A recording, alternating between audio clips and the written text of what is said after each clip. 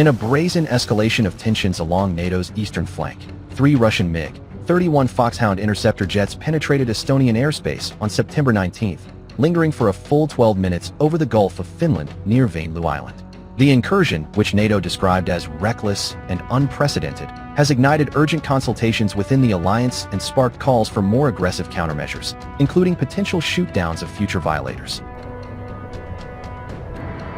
As the war in Ukraine grinds into its 4th year, this episode underscores Moscow's willingness to probe NATO's resolve, raising fears of miscalculation that could drag the West into direct confrontation.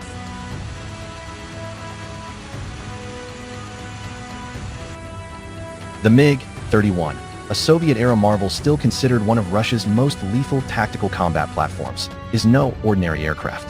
Designed in the 1970s as a high-speed interceptor to counter U.S. bombers like the B-1 Lancer, it boasts a top speed of Mach 2.83, over 1,800 miles per hour, and a service ceiling of 67,000 feet. What truly alarms Western analysts, however, is its integration with Russia's hypersonic arsenal.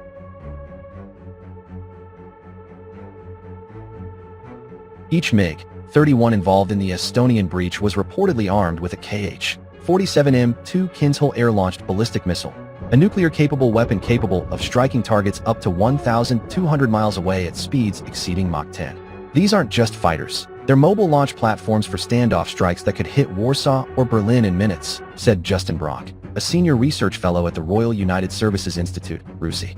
Their presence over NATO soil isn't a drill, it's a signal.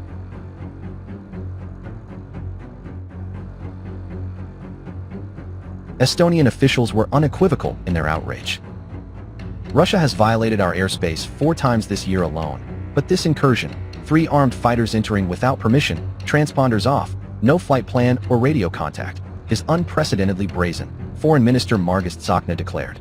The jets, en route from Karelia in northwest Russia to the Kaliningrad exclave, crossed into sovereign Estonian territory, prompting an immediate NATO response. Finnish F/A-18 Hornets shadowed the intruders initially, handing off to 2 Italian F-35 Lightning II stealth fighters from Amari Air Base under the alliance's Baltic air policing mission. Swedish JS-39 Gripens later monitored the MiG-31s over the Baltic Sea, releasing photos of the high-altitude formation as evidence. Moscow, predictably, denied any wrongdoing.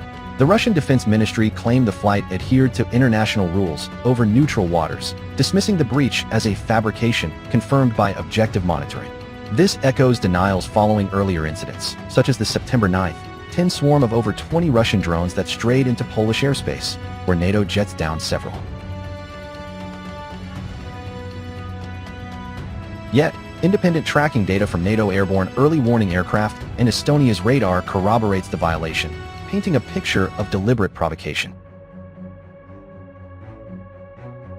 The timing could not be more charged. The incursion came just 3 days after Russia and Belarus concluded their massive Zapad 2025 exercises, which simulated nuclear strikes on NATO targets and involved over 100,000 troops.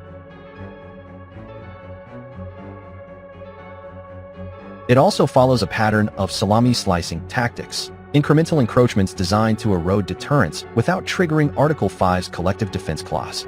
Estonia invoked Article 4 on September 19th, the second such call in 2 weeks after Poland's, prompting NATO's North Atlantic Council to convene urgently on September 23rd. Western leaders' responses blend condemnation with caution. NATO Secretary General Mark Rutte, speaking in Brussels, affirmed the alliance's ironclad commitment. This is yet another example of reckless Russian behavior, but NATO's response was swift and professional.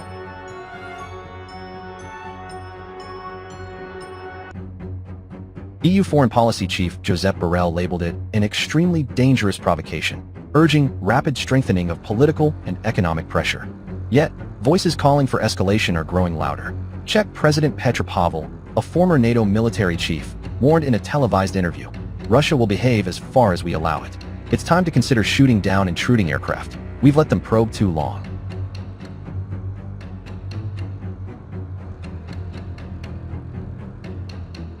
Germany's CDU/CSU foreign policy spokesperson Jürgen Hart echoed this, advocating measures up to shoot-downs for future MiG-31 overflights. Lithuania's Defense Minister Dovile Sakaliin invoked the 2015 downing of a Russian Su-24 over Turkey. 3 jets over Tallinn? We need to mean business. Across the Atlantic, U.S. President Donald Trump struck a more measured tone during a White House briefing. "I'm going to have to look at it.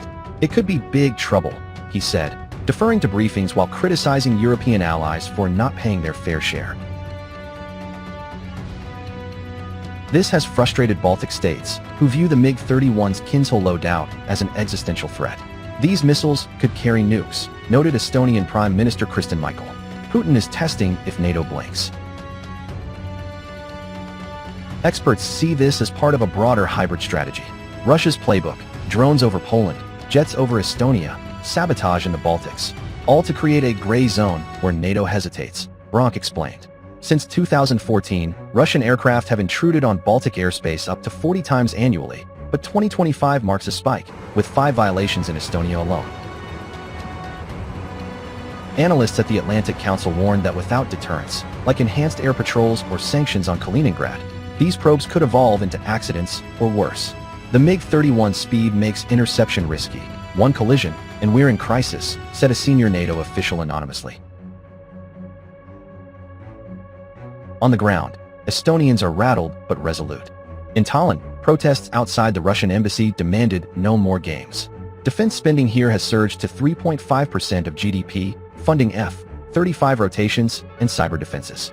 "We've waited 80 years for freedom. We won't let MiG steal it," said local resident Anna Kivi.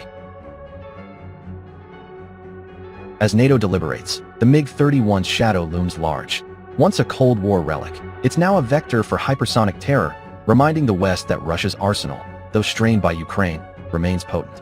The question: will words suffice, or must jets fall? For now, the foxhounds have retreated, but the hunt feels far from over.